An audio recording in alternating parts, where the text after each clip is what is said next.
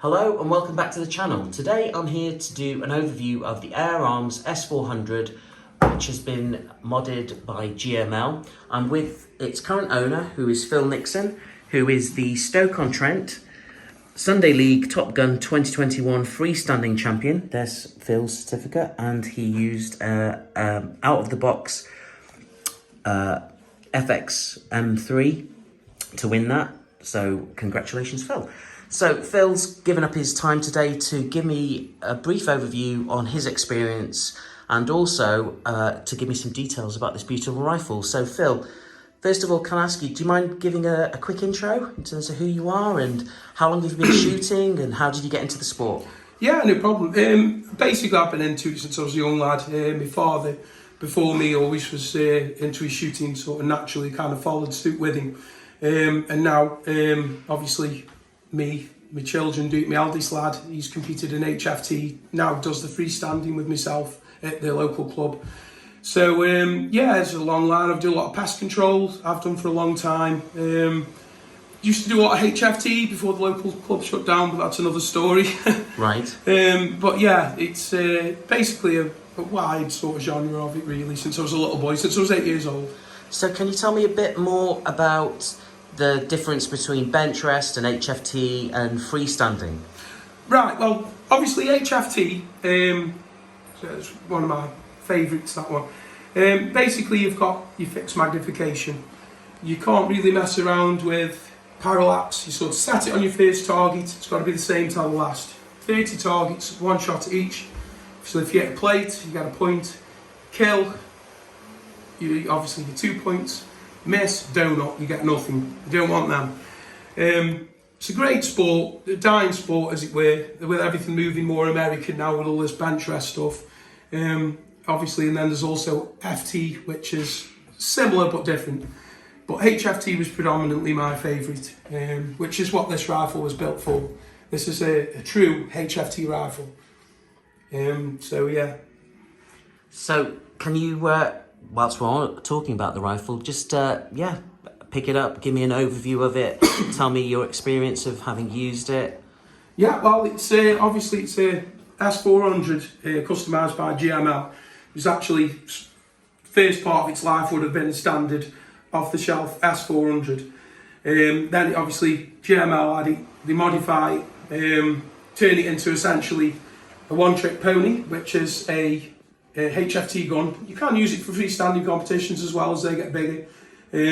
It's extremely well fitting, extremely accurate, very obviously Air Arms well built, and perfect for the job in hand. Obviously you've got a deeper stock for elevated shots, can give you that elevation when you're on your peg, plenty of hold points, thumb up, obviously thumb hole, gives you quite a sturdy view, decent butt hook on it. Again, you can also use that for shooting out the crook of the arm, or give it a quick stab in the ground when you're down.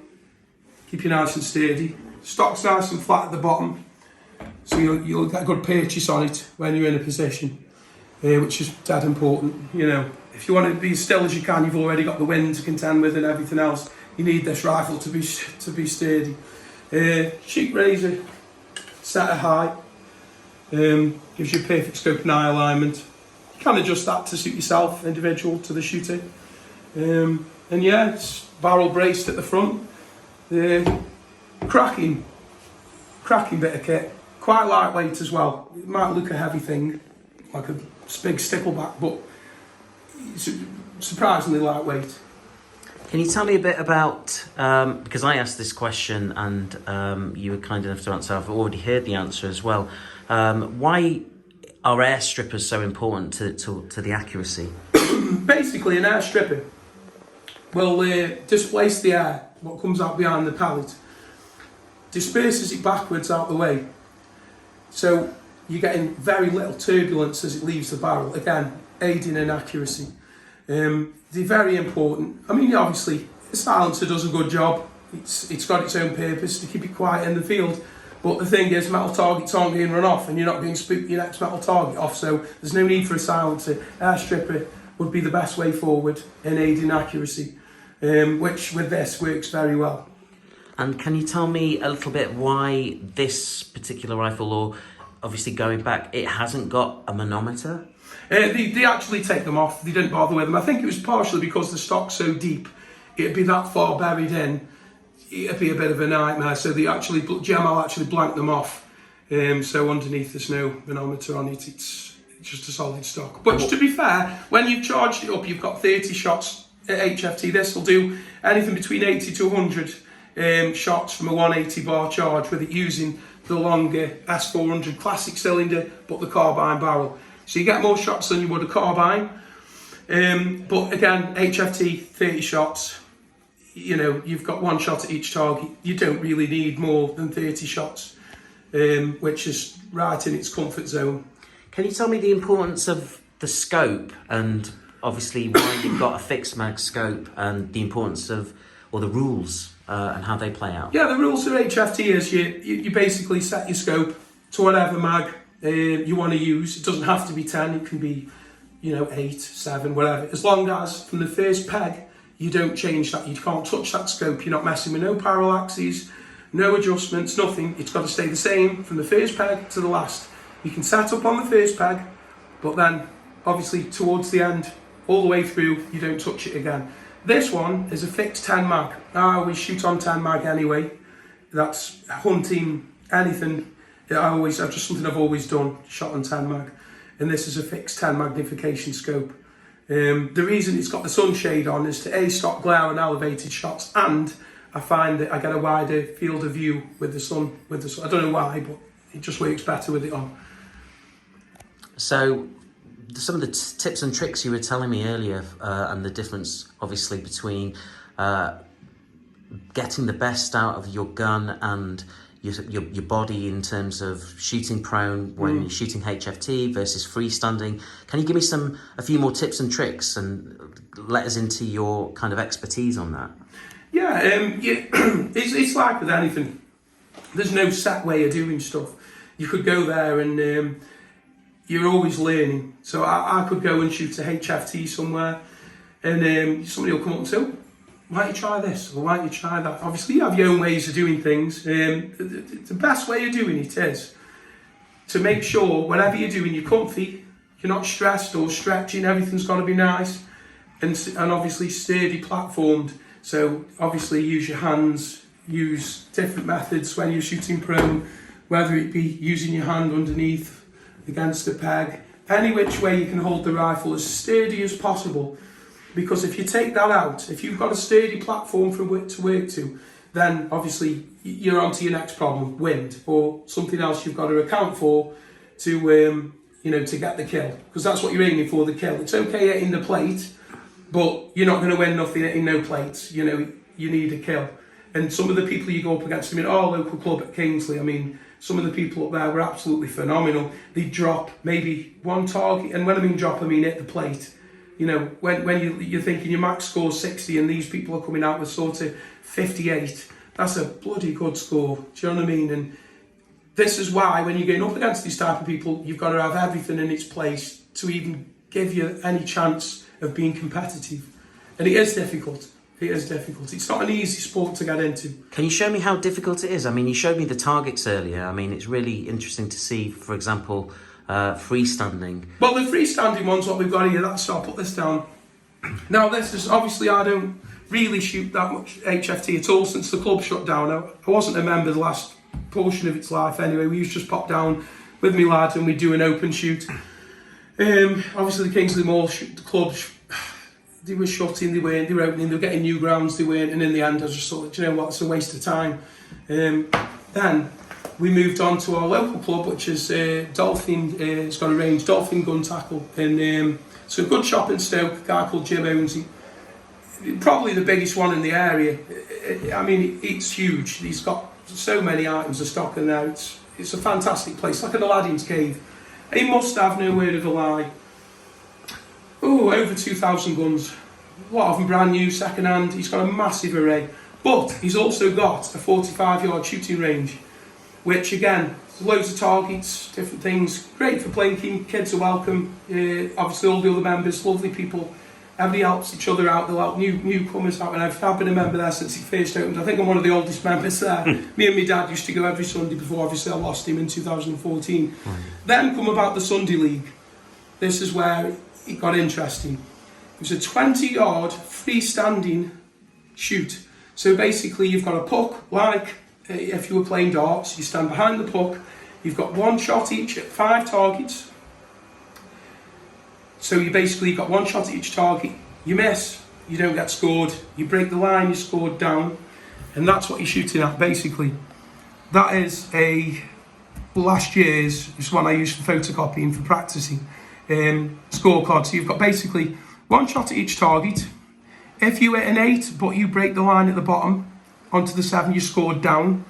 So it's really difficult to shoot this competition with a 2-2. I've tried, it's really hard. Every score has got to be clean. If you hit an 8 and it's damn bang in the centre of the 8 and you haven't plucked a 7 line or anything else, that'll be scored as an 8. Same with the 10s. You've got to hit bang on the centre, you're not allowed to break a line, and that'll be scored as a 10. If you hit a line or break the paper in any way, say from the 8 to the 7, you've just nicked the 7, that's a 7 score. So you mark down. And it's a lot more, do you think 20 yards, that ain't that, easy. I thought that first time I did it, and I got 12 and made myself a karate prat.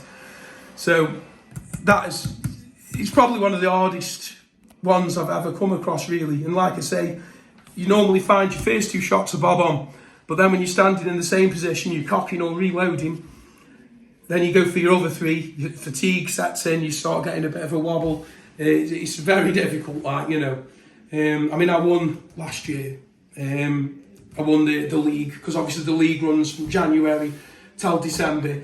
Every week, it's actually a Sunday league, but you can shoot the card Monday to Sunday, and then it goes in on the entry, and then come, obviously, Monday morning, they sort through all the entries, pick a winner, and then obviously they go on to win the badge, and then tallied up at the end of the year, you win the league, because it is a league. It obviously runs January to December. But that's probably my favourite at the minute. It's quite addictive, like I say, once you pop, you can't stop, as they say. And with HFT sort of dwindling off, especially with the local club and other bits and bobs and a lot of the shitty politics that come with it, a lot of people are drawn to stuff like this where it's new. And not only that, it's freestanding. So there's none of this bag crap or, I can't shoot bags everywhere, all these vices and all this. Don't get me wrong. If you're into that, that's your bag. But there's nothing in between you and this target but yourself. Right. There's no vice or bag or rest or I've still got to count for. It's just you, the gun, and that target. I think that's one of the things that I shoot a lot with a rest and a vice, obviously because of injury and whatnot. But I love the discussions that we had earlier about how pure it is between just you and the rifle and the target. Yeah. And that purity is what you were talking to me about, and I could tell the passion. Yeah. And how long have you been shooting since you were 6? Since I was 6 years old. I had my first rifle when I was 8, but I was shooting with my dad since I was about 6 years old. Wow. A long time. And it could have been anything from, I didn't have my first PCP, for instance, till 2001. I was just shooting Springers. Got my first PCP, got into everything else. My dad's good friend, Dave Brayford at SCR, Staffordshire Custom Rifles. He's a cracking bloke. He was one of the founders of HFT. He was one of the people who come up with the rules, because they took it away from what was originally a mix of the two, split them up into obviously your field target and your HFT, which was predominantly back then meant to be basically an off-the-shelf rifle. There you go and shoot it, but obviously they put in a few things where you could have a bit of this and a bit of that, and kind of really should have stayed with an off-the-shelf rifle, really, but he hasn't, and it's there, and right. And there's, like I say, it's a fantastic sport, and it's full of great people, and again, it's old school. It's not, no offence to anybody, but it's not American, where they're dragging all these things over and these bench things and all that. Sometimes I think it's always better go back to where it started, and there's a lot to be said for that, because when you get down on that peg in HFT, the only person who's going to hold that straight is yourself. The only person who's going to knock that target down is yourself. You haven't got to think, oh, I've only got the wind to contend with, and you know, my trigger pull. You've got that to contend with, and how you're holding the rifle, and you're lying in mud, you're soaking wet, you're this, you're that, the other. And it's the same with the freestand, more so with the freestanding one, because the freestanding one, there is no bullshit. There's nothing going to stop you from cocking that up but yourself. There's no hiding it, there's no disguising it with some rest or anything else. The freestanding is just you. And if you can't shoot, you will be found out with that. Right. So just to wind this up, I mean, I'm mindful about one of the things you said about not many people getting into the sport, and we've got like a, you know, how old is this rifle now, do you think? I should have thought, I mean, obviously you'd have to do a date check on it. I should have thought it would have been early 2000s, this one, because it's the black action one, whereas later on they went obviously to the more white right in the traditional ones. Plus it's got the older fill port on. I'd say early 2000s, this one. Gotcha. But yeah, obviously that they replaced that with the newer T-bar, yeah, which is a great bit of kit. But that works fine. There's no problems with it. So what advice? I mean, obviously you've got like something which is, you know, kind of vintage, and then you've got something like you've used your M3. What advice would you give someone who's wanting to get into just obviously the sport as a whole? You know, find their feet, which whether or not they want to go bench or HFT or freestanding. Is there any just one, you know, quick advice you could give to anyone wanting to or thinking about getting into it? It's one of them where people nowadays, I find, are really equipment freaks. They're worried about the latest Super Delta, you know, all this, and go and get something that fits. Go into a place, pick up the rifle, make sure you can shoulder it correctly, make sure it fits properly, because you can have £2,000-3,000 worth of kit. If you can't shoulder that rifle properly, or you can't quite get your scope in alignment with your eye, or anything like that, you're wasting your time, because you do better with a £400 gun that fits. And another thing is, try different local clubs out. I mean, that one, I know obviously it can be a bit of a way travel, but Dolphin in Stoke, fantastic club. Obviously there's benches to shoot from. Whether you use your arms on the bench, or you use a bag or a rest, or whatever you want to do, you know, do what you want to do. Go find a club. Go find a club, speak to the people, get a bit of advice off them, have a look what takes your fancy, because it's all right buying something as well, but you've got to actually like it. You've got to look at it and think, whoa, you know, it's a lovely bit of kit. And then obviously make an informed decision off that, but most importantly is fit. It's got to fit. If it doesn't fit, you're going to be struggling. And whether it be too long in the pull, too short in the pull, not quite high enough for your cheek, the shape of your face, everything else, go and pick a rook up at a shop, get them down, shoulder them, see where they fit, make sure your scope alignment's right. You should be able to put your scope on, bring it straight up to your aim point, and you can close your eye and open your eye, and you should be bang on. No sort of half mooning, clear as a daisy every time you pick it up. And then you know your scope and eye alignment's correct. The rifle fits, you're holding it nice and still. Go out, put a target up, do some freestanding as still as you can. Obviously practice, make sure if the rifle fits properly, you've got more of a chance of holding it steady. And then go from there. Like. Brilliant. Well, Phil, thanks a lot. It's been a pleasure meeting you today. Thank you very much for obviously imparting all your insight and your expertise. And yeah, thanks for showcasing this beautiful rifle for us. And keep tuned to the channel. I've got some exciting stuff, and also I'm going to be hopefully giving this a road test and seeing how I get on with this. I doubt I'm in Phil's league of expertise though. Anyway, stay tuned. If you liked the video, please like and subscribe, and I will see you all very soon. Thank you very much.